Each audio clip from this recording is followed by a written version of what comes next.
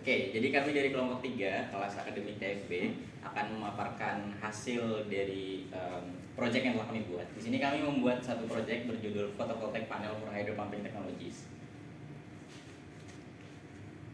Nah, sistem ini kami pilih berdasarkan riset yang telah dilakukan oleh grup riset energi terbarukan yang dilaksanakan oleh dosen dari Fakultas Teknik Departemen Teknik Nuklir dan Teknik Fisika Universitas Gadjah Mada. Sebagai perwakilan yang kami wawancarai di sini yaitu Bapak Ari Bima Prakoso. Terima kasih juga pada Bapak Ari Bima Prakoso karena sudah bersedia untuk kami wawancarai dan juga sudah menjelaskan sistem ini secara detail kepada kami. Nah, sistem ini telah diterapkan di Lembata, Nusa Tenggara Timur pada tahun 2010 sampai 2012.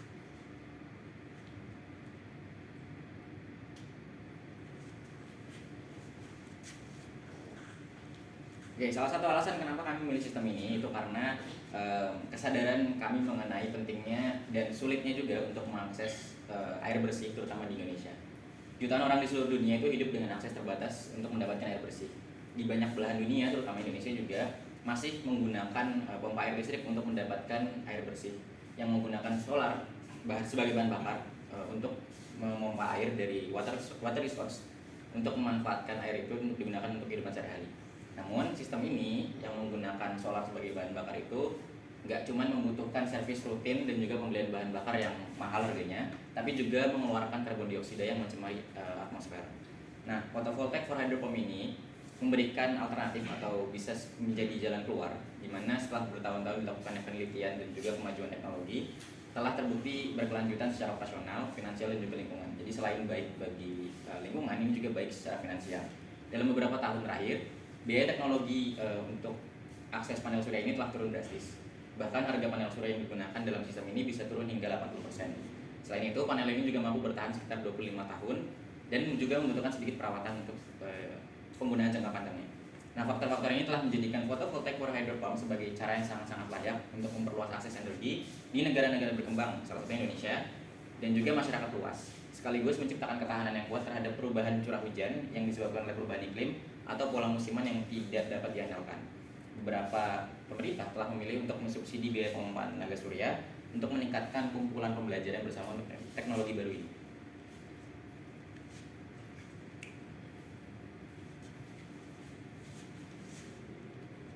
Oke, berikut adalah rancangan piping and instrumentation diagram yang telah kami buat.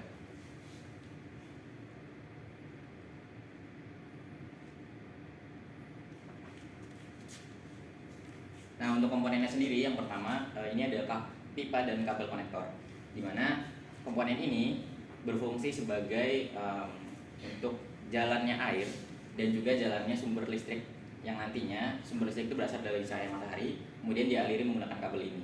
Nah, untuk pipa sendiri di sini sangat-sangat penting karena tanpa ada pipa air nggak akan bisa mengalir. Air yang kita pompa dari sumber air nggak akan bisa dimanfaatkan secara maksimal, bahkan justru akan terbuang. Oleh karena itu penting sekali adanya komponen ini. Hal lain yang perlu diperhatikan untuk komponen pipa sendiri itu ketika pompa itu mati atau air itu tidak sedang dialirkan, misal ketika storage tank itu penuh atau water resource-nya itu tidak sedang dalam kekeringan, kita tetap harus dipastikan tetap ada air untuk dalam pipanya sendiri. Karena ketika tidak ada air dalam pipa, maka akan sulit untuk melakukan pemompaan air lagi karena pipa ini hanya berisi udara dan harus dipancing.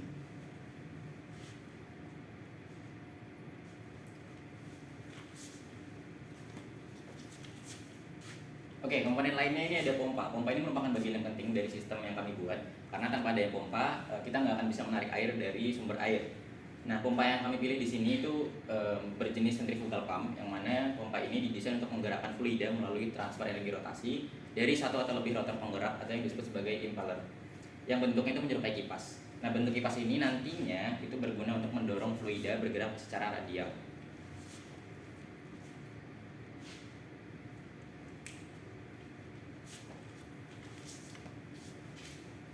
Oke, kemudian ada solar panel. Solar panel ini merupakan komponen yang paling penting karena tanpa adanya solar panel nggak akan ada sumber listrik. Komponen ini solar panel ini akan menyerap foton dari cahaya matahari yang kemudian nanti akan dikonversikan menjadi energi listrik. Nah, pada sistem yang kami buat ini, solar panel itu dipasangkan pada sebuah tiang penyangga supaya memudahkan teknisi untuk mengontrol solar panel dan juga kelistrikan yang ada di dalamnya. Nah, material dari solar panel yang kami gunakan ini itu bisa berupa silikon multikristalin, bisa berupa silikon monokristalin dan juga thin film.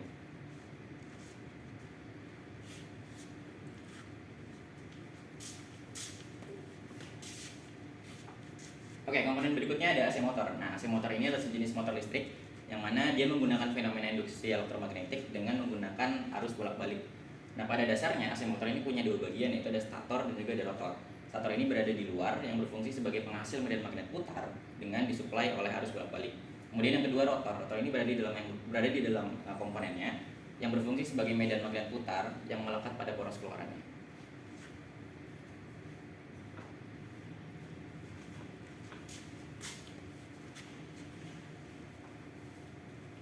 Oke, kemudian ada inverter. Nah, inverter ini berfungsi untuk mengubah energi listrik. Ya. Jadi ketika foton itu dia masuk ke dalam fotovoltaik, dia itu nggak langsung bisa digunakan sumber listriknya. Dia harus dikonversikan dulu karena dia masih berbentuk direct current atau DC. Kemudian energi listrik DC yang berasal dari solar panel ini akan diubah melalui inverter ini menjadi energi listrik AC yang kemudian akan digunakan untuk menjalankan pompa.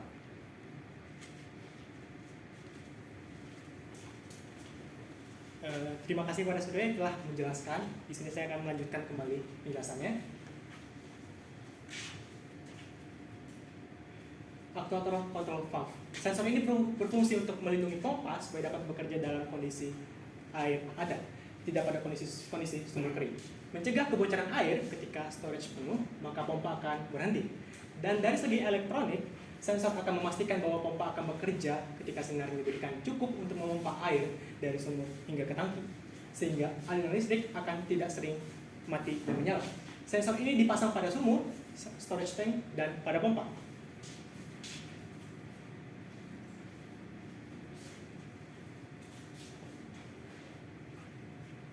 Globe valve.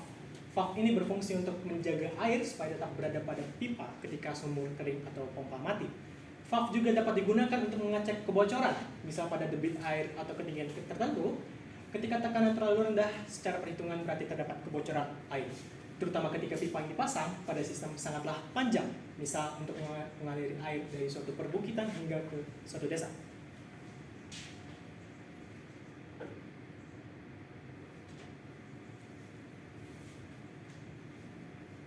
Sumber air. Sumber air sendiri merupakan suatu sumber penghasil air yang nantinya akan dipompa oleh water pump. Untuk sumbernya sendiri sebenarnya bisa didapatkan dari mana saja, seperti danau, sungai, laut, ataupun sumur, ataupun lainnya. Dan dari sini kita mengambil sumber air berupa sumur yang dibor ke dalam tanah.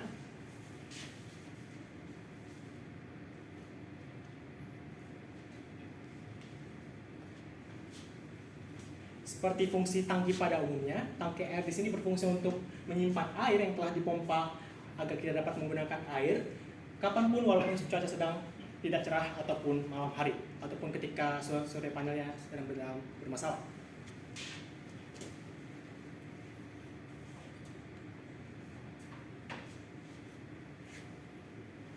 Baterai. Penggunaan baterai pada sistem ini merupakan suatu yang opsional, artinya bisa dipakai atau tidak wajib digunakan. Namun akan lebih baik tentunya jika kita menggunakan baterai supaya sistem yang kita gunakan untuk memompa energi listrik yang diproduksi oleh solar panel dapat disimpan dan digunakan kapanpun ketika kita menggunakannya, terutama ketika kita menyalakan pompa air. Jenis baterai yang digunakan pada sistem ini adalah sistem baterai asam timbal atau aki mobil dengan plat timbal yang lumayan tebal. Kemudian juga baterai ini menggunakan larutan asam sulfat pada plat PbO2 yang di kedua kutubnya, atau disebut juga dengan baterai lead acid.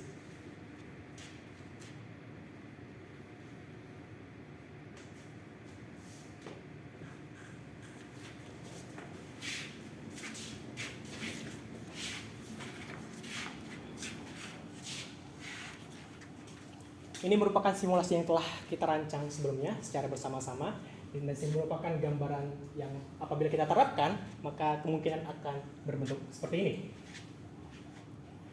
Di sini merupakan solar panel yang seperti kita tahu dia akan menangkap energi dari cahaya matahari yang akan diolah menjadi energi listrik. Energi tersebut akan dialirkan kepada kendali daya.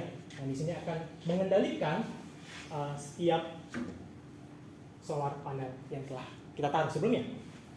Dan di sini dia akan mendapatkan prioritas pertama, yaitu akan masuk ke dalam baterai. Ketika baterai sudah penuh, dia akan secara otomatis akan langsung mengalir kepada DC/AC inverter. Dan dia di sini akan mengubah aliran listrik yang awalnya DC menjadi arus AC, arus bolak-balik. Di sini akan menggerakkan motor dan dia akan menggerakkan pompa juga. Nah, pompa di sini akan berfungsi untuk menyedot air yang ada di sumber air. Dia akan dialirkan menuju tangki air. Dan ketika tangki sudah penuh, maka dia akan secara otomatis dideteksi oleh sensor yang mana kita menggunakan aktuator dengan fungsi tekanan. Dia akan mengukur seberapa tinggi air yang ada di dalam tangki. Ketika tangki sudah penuh, maka dia otomatis menutup aliran air. Ataupun juga ketika tangki mengalami kebocoran secara mendadak, maka ia akan otomatis mengubah aliran air yang awalnya dibuka menjadi tertutup, sehingga dia akan menghentikan aliran air yang ada di atas menuju ke bawah, kembali menuju ke sumber air. Dan di sini air akan masuk ke dalam glove valve. Glove valve di sini merupakan sesuatu yang bisa kita kendalikan secara manual. Apabila kita buka glove valve ini, maka dia akan mengalir kepada motor, dan di sini kita bisa menggunakan motornya untuk menggerakkan aliran listrik yang ada di sini. Dan beginilah bentuk rancangan yang telah kita buat. Di sini kita mendapatkan dua sumber penggerak listrik, yang mana kita menggunakan solar panel yang akan bisa langsung digunakan pada motor ini, atau yang kedua kita bisa menggunakan aliran air yang mana dia akan langsung mengalir kepada motor. Sekian, terima kasih.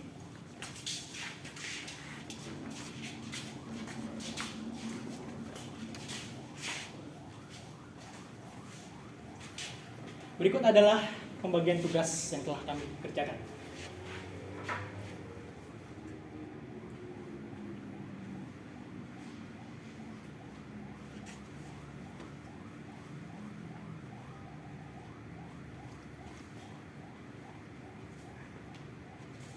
Sekian, terima kasih dan selamat liburan.